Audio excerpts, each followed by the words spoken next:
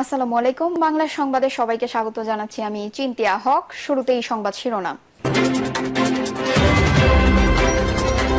সহিংসতা প্রাণহানির দায়ে শেখ হাসিনাকে জবাবদিহির মুখোমুখি দেখতে চায় জাতিসংঘ। এদিকে নসরুল হামিদের ভবনে রাতভর অভিযান, একাধিক ভল্ট জব্দ। জানাবো এবার শেখ হাসিনার বিরুদ্ধে সাংবাদিক হত্যা মামলা। নির্বাচন দিতে চূড়ান্ত সময় বেঁধে দেবে না বিএনপি। এবং সর্বশেষ জানাবো বিরোধী মত দমানোয় অদেখা শক্তির উদ্ভবে গণ অভ্যুত্থান। শুনছিলেন সংবাদ শিরোনাম, এবারে বিস্তারিত। সহিংসতা প্রাণহানির দায়ে শেখ হাসিনাকে জবাবদিহির মুখোমুখি দেখতে চায় জাতিসংঘ। ছাত্র জনতার 23 দিনের দেশ কাঁপানো আন্দোলনে পতন হয় আওয়ামী লীগ সরকারের। ছাত্র জনতার অভ্যুত্থানের মুখে গত 5ই আগস্ট রাষ্ট্রপতি মোহাম্মদ শাহাবুদ্দিনের কাছে প্রধানমন্ত্রীর পদ থেকে পদত্যাগপত্র জমা দেন শেখ হাসিনা। এরপর গণভবন থেকে হেলিকপ্টারে দেশ ছাড়েন। সে সময় তার সঙ্গে ছিলেন তার বোন শেখ রেহানা। বর্তমানে তিনি ভারতে রয়েছেন। বাংলাদেশ স্থিতিশীলতার দিকে যাচ্ছে, কঠিন এ সময় এই দেশকে সমর্থন দেওয়ার কথা জানিয়েছে জাতিসংঘ। তবে যারা 819 জন মানুষকে হত্যা এবং 25,000 মানুষকে আহত করার জন্য দায়ী, তাদের বিচারের আওতায় আনার বিষয়ে জাতিসংঘ মহাসচিব কি কিছু বলেছেন? তাদের অধিকাংশই গুলি বা স্বৈরশাসক শেখ হাসিনা দেখামাত্র গুলি করার নির্দেশে হতাহত হয়েছেন। এক সাংবাদিকের এমন প্রশ্নের জবাবে জাতিসংঘ মহাসচিবের মুখপাত্র বলেন, আমরা এই বিশেষ সংকটে শুরু থেকে জবাবদিহির কথা বলে আসছি। সহিংসতা, প্রাণহানি এবং মানবিক ও রাজনৈতিক অধিকার লঙ্ঘনের জন্য জবাবদিহির দরকার রয়েছে। অন্তর্বর্তী সরকারের প্রধান ডক্টর মোহাম্মদ ইউনূসকে জাতিসংঘের মহাসচিবের অ্যান্তোনিও গুতেরেসের দেওয়া একটি চিঠির বিষয়ে তিনি বলেন, আমি মহাসচিবের পাঠানো একটি চিঠি সম্পর্কে কিছু প্রশ্ন দিয়েছি। আমি আপনাকে বলতে পারি যে বাংলাদেশের অন্তর্বর্তী সরকারের প্রধান উপদেষ্টা ডক্টর মোহাম্মদ ইউনূসকে একটি অভিনন্দন পত্র লিখেছেন গুতেরেসে। স্টিফেন ডুজারিক বলেন, চিঠিতে মহাসচিব বাংলাদেশের শান্তি ফেরানো এবং সংসদ নির্বাচন আয়োজনের প্রচেষ্টাকে স্বাগত জানিয়েছেন। মহাসচিব বলেছেন যে জাতিসংঘের প্রত্যাশা ডক্টর ইউনূসের সরকার একটি অন্তর্মুখীমূলক পন্থা গ্রহণ করবে, যার মধ্যে তরুণদের পাশাপাশি নারী, সংখ্যালঘু ও আদিবাসী সম্প্রদায়ের কণ্ঠস্বরও বিবেচনা করা হবে। জাতিসংঘ মহাসচিবের মুখপাত্র বলেন, দেশের সব নাগরিক, বিশেষ করে সংখ্যালঘুদের পূর্ণ সুরক্ষা নিশ্চিত করতে বাংলাদেশের অন্তর্বর্তী সরকারের উপর ভরসা করছেন গুতেরেসে। রোহিঙ্গা শরণার্থীদের মঙ্গল নিশ্চিত করতে ডক্টর ইউনূসের প্রতি জোরালো আহ্বান জানিয়েছেন মহাসচিব, বিশেষ করে মিয়ানমারের অবনতিশীল পরিস্থিতির পরিপ্রেক্ষিতে। নসরুল হামিদের ভবনে রাতভর অভিযান, একাধিক ভল্ট জব্দ। সাবেক বিদ্যুৎ প্রতিমন্ত্রী নসরুল হামিদ বিপুর রাজধানীর বনানীর প্রিয় প্রাঙ্গণ ভবনে রাতভর অভিযান চালিয়েছে আইন শৃঙ্খলা বাহিনী। রাতভর চলমান অভিযানে ভবনের ভেতর থেকে বেশ কয়েকটি ভল্ট জব্দ করা হয়েছে। এ সময় ছাত্র জনতার আন্দোলন দমাতে বিপুল সংখ্যক অর্থায়ন এই ভবনটি থেকেই যায় বলে অভিযোগ করেন নূর। এ ঘটনায় তথ্য প্রমাণ জোগাড় করতে অভিযান চালানো হয় ভবনের ফ্লোরগুলোতে। তবে অভিযানের খবরে আইন শৃঙ্খলা বাহিনীর কালক্ষেপণের অভিযোগ তাদের। এদিকে নসরুল হামিদ বিপু ও ঢাকা মহানগর পুলিশের আলোচিত কর্মকর্তা বিপ্লব কুমার সরকারের ব্যাংক অ্যাকাউন্ট ফ্রিজের নির্দেশ দিয়েছে বাংলাদেশ ফাইন্যান্সিয়াল ইন্টেলিজেন্স ইউনিট। এবার শেখ হাসিনার বিরুদ্ধে সাংবাদিক হত্যা মামলা। সরকারি চাকরিতে কোটা সংস্কারের দাবিতে গড়ে ওঠা আন্দোলনে সাংবাদিক তাহির জামাত নিহতের ঘটনায় সাবেক প্রধানমন্ত্রী শেখ হাসিনা সহ আরো 7 জনের বিরুদ্ধে হত্যা মামলা দায়ের করা হয়েছে। রাতে রাজধানীর নিউ মার্কেট থানায় মামলাটি দায়ের করেন নিহত সাংবাদিকের মা।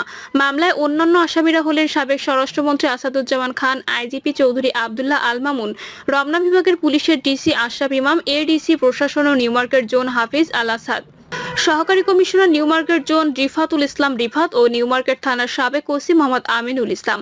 মামলার এজাহারে উল্লেখ করা হয়, গত 19 জুলাই তাহির রাজধানীর সায়েন্স ল্যাবরেটরি এলাকায় আন্দোলনে অংশ নিতে চান।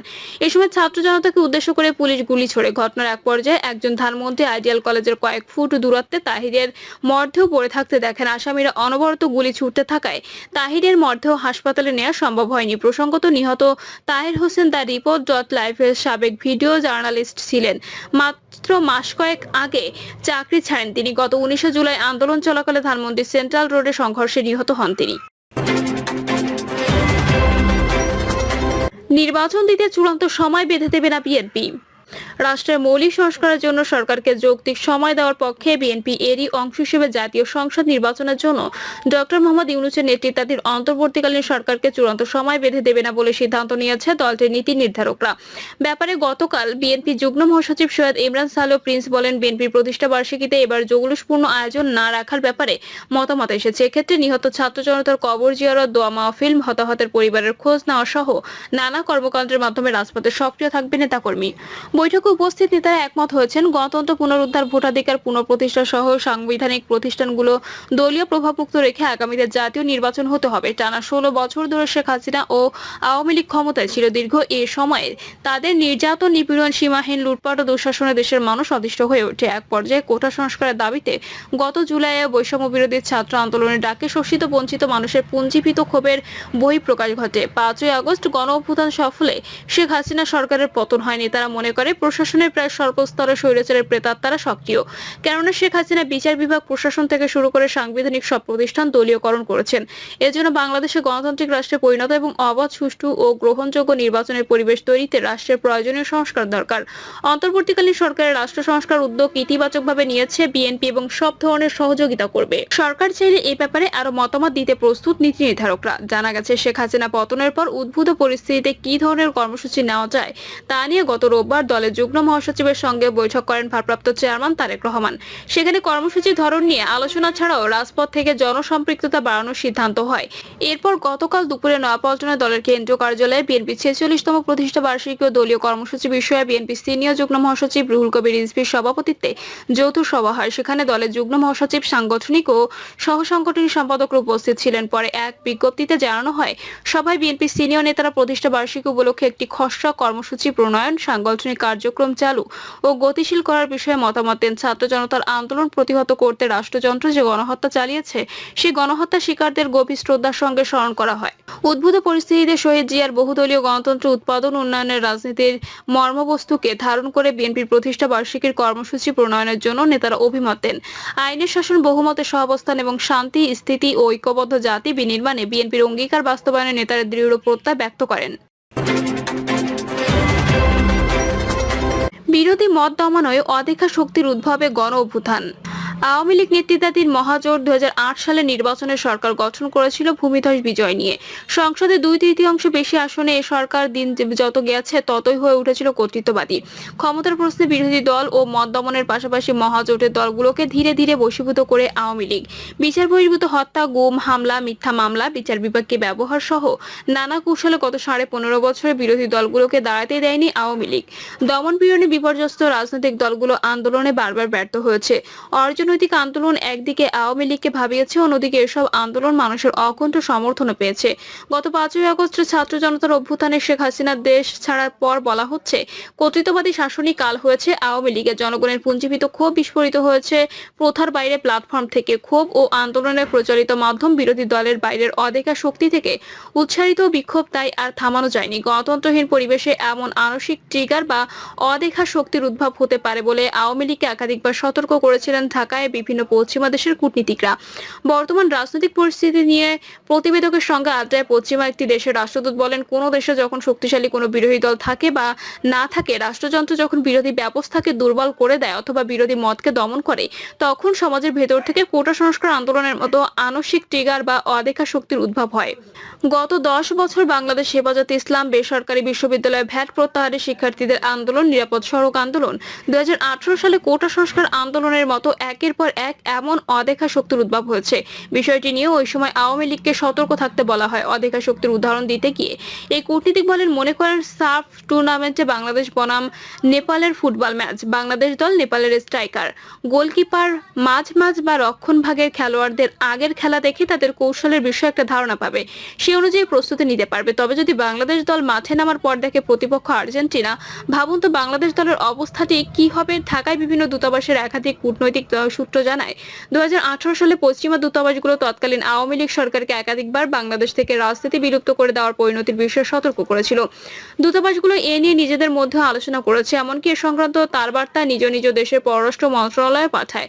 নাম প্রকাশ না করার শর্তে এক কূটনীতিক বলেন, কোনো দেশে যখন বিরোধী দল রাজনীতিতে সক্রিয় থাকে বা থাকতে দেওয়া হয় তখন জনগণের দাবি দেওয়া বা আন্দোলন এই প্ল্যাটফর্মের মাধ্যমে ক্ষমতাসীনদের সামনে আসে। এই দাবি দেওয়া বা আন্দোলনগুলোর একটি নেতৃত্ব থাকে, সেখানে দর কষাকষির সুযোগ থাকে, ফলে ক্ষমতাসীনরা আলোচনার একটি জায়গা পায়।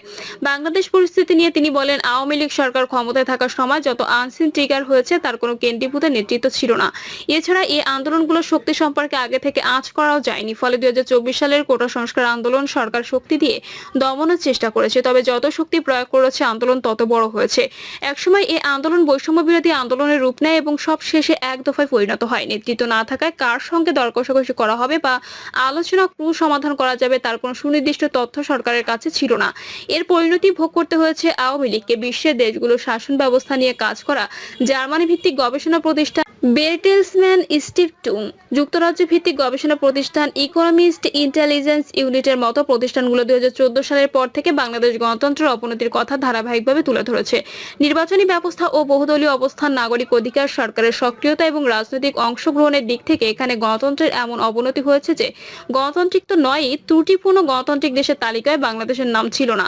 গত এক দশকে স্বৈরতান্ত্রিক ত্রুটিপূর্ণ গণতান্ত্রিক অবস্থার মাঝামাঝি হাইব্রিড রেজিম তালিকায় অবস্থান করেছে বাংলাদেশ। আর বেরটেলসম্যান ইনস্টিটিউট তো বাংলাদেশের শাসন ব্যবস্থাকে স্বৈর শাসন আখ্যায়িত করেছে।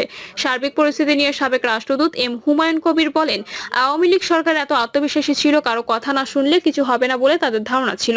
কোনো ঘটনার পাল্টা প্রতিক্রিয়া তারা তো হতে দেয়নি। 2009 সালে যখন তারা ক্ষমতা গ্রহণ করেছিল তখন বৈশ্বিকভাবে সবার সন্ত্রাস বিরোধী একটি অবস্থান ছিল। বিরোধী দল আন্দোলন করতে গেলে আওয়ামী লীগ সেই আলোকে তাদের দেখিয়েছে, আর আড়ালে গণতন্ত্র মানবাধিকার লঙ্ঘন করে গেছে। তিনি আরো বলেন, আওয়ামী লীগ মনে করেছিল সন্ত্রাস বিরোধী অবস্থানে আন্তর্জাতিক সমর্থন অব্যাহত থাকবে, তবে এই কার্যক্রম দু একজন বন্ধু সমর্থন পেলেও 2014 সালে একতরফা নির্বাচন করে পার পেয়ে যাওয়ার পর দমনের যে ধারা শুরু হয় তা আর থামেনি। গুম, খুন, বিরোধী দল দমন সহ প্রায় সব ধরনের মানবাধিকার লঙ্ঘন হয়েছে। অভ্যন্তরীণভাবে বিরোধী শক্তিগুলো জনসম্পৃক্ততার কম থাকা সুযোগও নিয়েছে দলটি। এক পর্যায়ে আওয়ামী লীগ সরকার সর্বগ্রাসীতে পরিণত হয়।